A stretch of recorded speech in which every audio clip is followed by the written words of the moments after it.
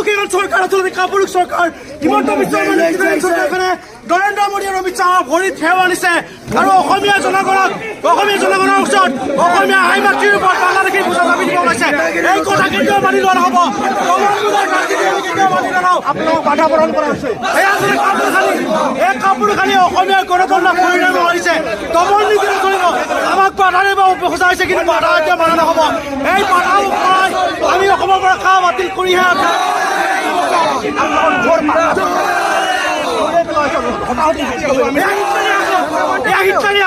অসমৰ প্ৰশাসনক আৰক্ষী প্ৰশাসনক হিমন্ত বিশ্ব শৰ্মা নেতৃত্বাধীন চৰকাৰখনে পকেটত সোমাই ৰাখিছে। অসমৰ ডিজিপিক আমি সকীয়াই দিছোঁ, আমাক যাতে আৰক্ষী প্ৰশাসনৰ দ্বাৰা যাতে ভাবুকি দিয়াৰ চেষ্টা নকৰে, দমন কৰাৰ চেষ্টা নকৰে, অন্যথা কিন্তু ভয়াৱহ পৰিস্থিতিৰ সৃষ্টি হ'ব। আকৌ তীব্ৰতৰ হ'ব। কেৱল 50 শ্বহীদ ইয়াৰ পিছত আৰু হাজাৰ হাজাৰ অসমীয়া হাজাৰ 50 শ্বহীদ ওলাই আহিব। এই 50 শ্বহীদৰ পিছত 6জন শ্বহীদ যদি ময়ো হওঁ, মই কেতিয়াও কিন্তু কুণ্ঠাবোধ নকৰোঁ। অসমীয়া জাতিয়ে কিন্তু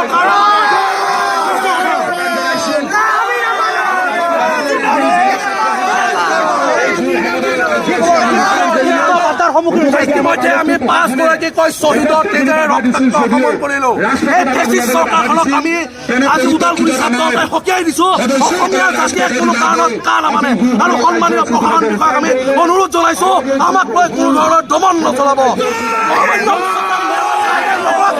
স্বেচ্ছাচাৰীকে অগণতান্ত্ৰিকভাৱে অসমীয়া জাতিক যি কাখন চাপি দিলে ইয়াৰ পৰিণাম ভুগিব লাগিব। দমন নীতি চলিছে নেকি? এই দমন আমি ঘূৰাই পেলাম, কিন্তু সন্মানীয় প্ৰশাসনক আমি শ্ৰদ্ধা সহকাৰে এই ওদালগুৰি মজিয়াৰ পৰা কৈছোঁ, আমাক দমন নচলাব। অগণতান্ত্ৰিকভাৱে যি আমাৰ অসমীয়া জাতিটোক নিৰাশ কৰাৰ ষড়যন্ত্ৰ চলিছে, নৰেন্দ্ৰ মোদী, অমিত শ্বাহ আৰু অসমৰ মুখ্যমন্ত্ৰী ডাঙৰীয়াক তেওঁলোকে প্ৰশ্ন কৰক। ওদালগুৰি শ্বহীদৰ মাত্ৰ 100 মিটাৰ আপোনালোক আবদ্ধ দেখিছে। আমি এইখন আমাৰ নিজৰে ৰঙালী হোৱা মজিয়া, এই মজিয়া অসমীয়া জাতিৰ হকে পাছ কৰি পেলাই এই চেষ্টা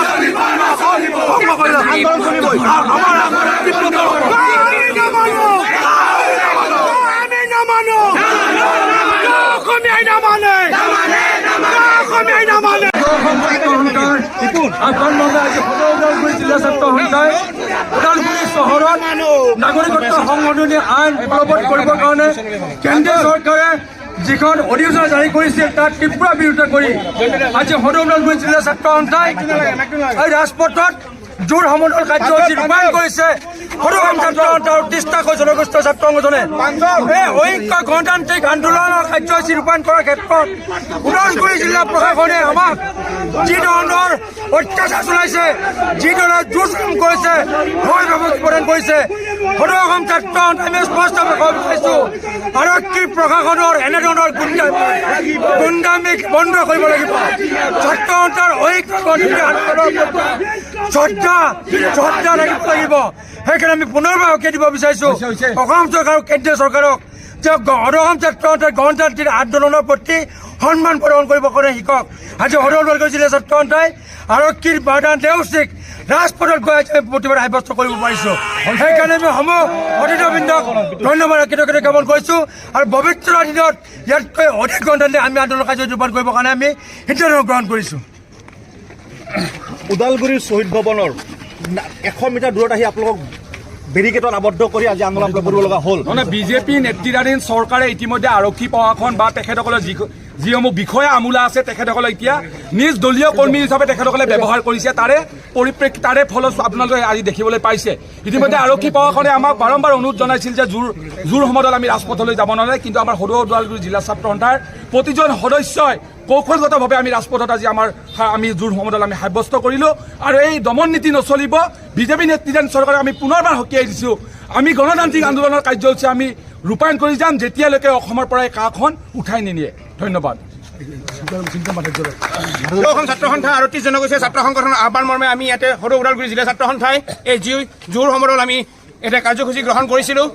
এই কাৰ্যসূচীত আমাক জিলা আৰক্ষী প্ৰশাসনে আমাক যি হেঁচা আৰোপ প্ৰদান কৰিছিলে, কিন্তু সেই হেঁচা আৰোপ প্ৰদান কৰাৰ পক্ষতো আমি সকীয়াই দিব বিচাৰিছোঁ অসম চৰকাৰ আৰু কেন্দ্ৰীয় চৰকাৰ এই যে আমি যি গণতান্ত্ৰিক আন্দোলন গ্ৰহণ কৰিছোঁ সেই গণতান্ত্ৰিক আন্দোলন যাতে আমাক কোনো পধ্যে তেখেতসকলে ৰোধ কৰিব নিবিচাৰে। কাৰণ আমি কা মানা নাই আৰু কোনোদিন নামানো, কাৰণ আমি কেব মানা নাছিলোঁ আৰু আজি পৰ্যন্ত আমি কা কোনোদিন মানা নাই।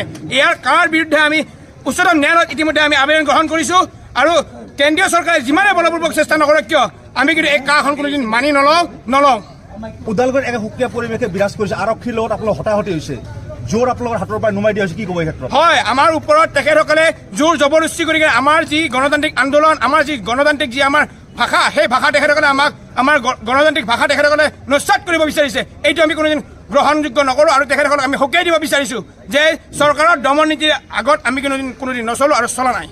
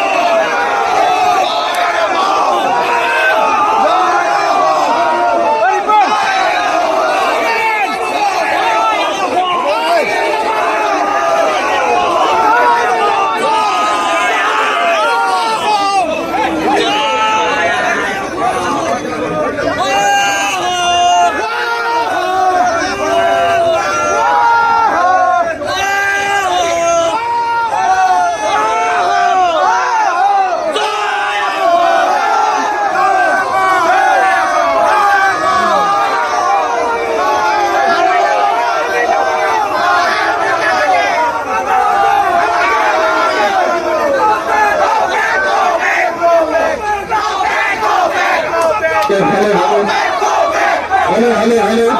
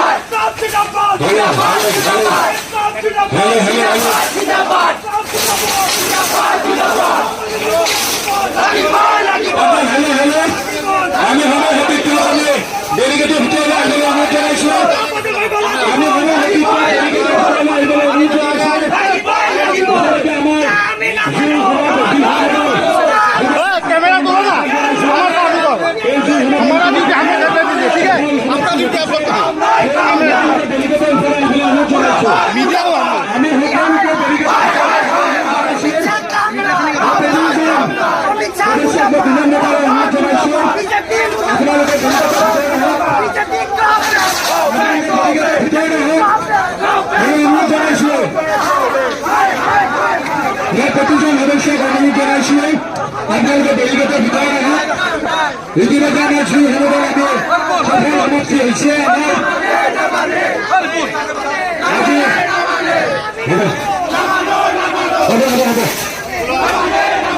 অসম ছাত্ৰ সন্থাৰ আৰু তিনি চনৰ ছাত্ৰ সন্থাৰ সদস্যসকল